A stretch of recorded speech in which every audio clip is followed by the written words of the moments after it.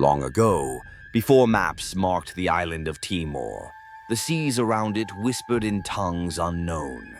Fishermen would speak of a place where the water glowed blue under the moon, and strange shadows moved beneath the waves. Locals told stories of Wehali's curse, named after an ancient kingdom that once ruled these lands. It was said a treasure, cursed by the elders, lay hidden beneath the earth, guarded by spirits of the fallen. No one dared to search for it, until now. In 2023, a group of 5 treasure hunters from Australia and Portugal arrived in East Timor.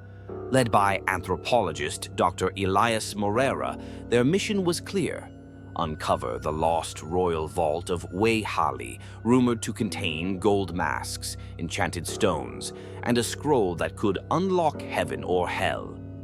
Their guide, a silent local named Simon, warned them not to trespass beyond the stone line, a series of carved megaliths deep in the jungle. "They are always watching," he said, but no one took him seriously. The group entered the dense forest, where time felt warped. The sun didn't shine normally here. Light filtered through in pale green beams, like underwater luminescence. The deeper they went, the quieter it became, as if nature itself was holding its breath.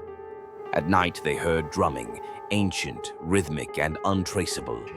Simon grew restless, muttering in Tatum, praying to unseen forces. On the 4th night, one of the team, Janice, the cartographer, vanished.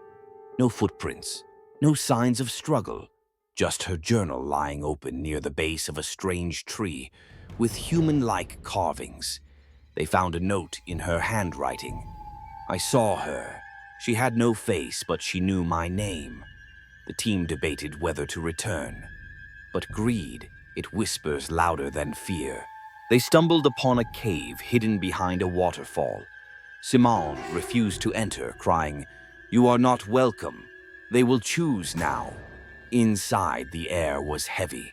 Symbols lined the walls, pulsating faintly in red and blue.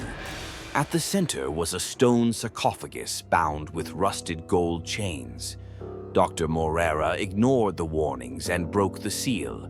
The moment the lid lifted, a gust of cold wind extinguished all light. And from the darkness, something woke up.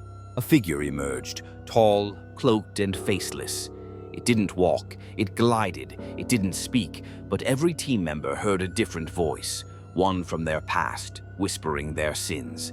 Screams filled the cavern, equipment short-circuited.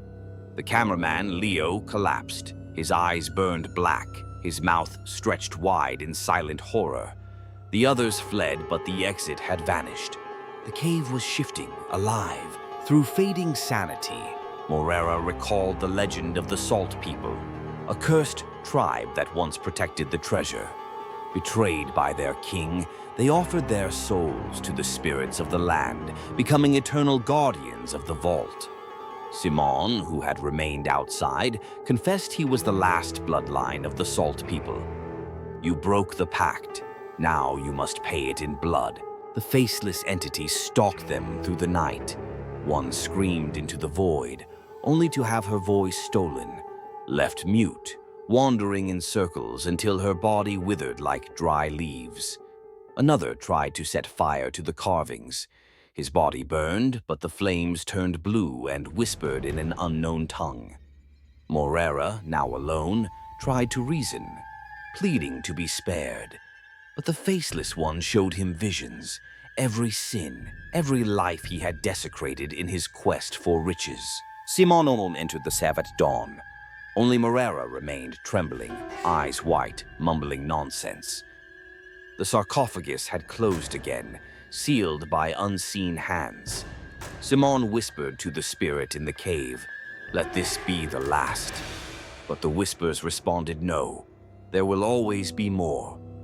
He placed Moreira's journal on the altar, walked out, and sealed the entrance with blood and salt.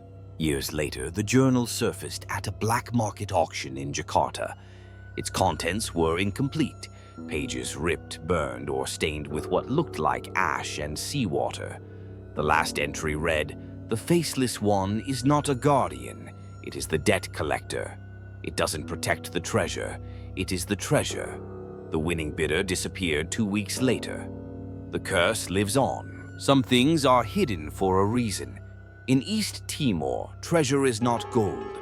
It is the silence you keep and the price you pay for breaking it.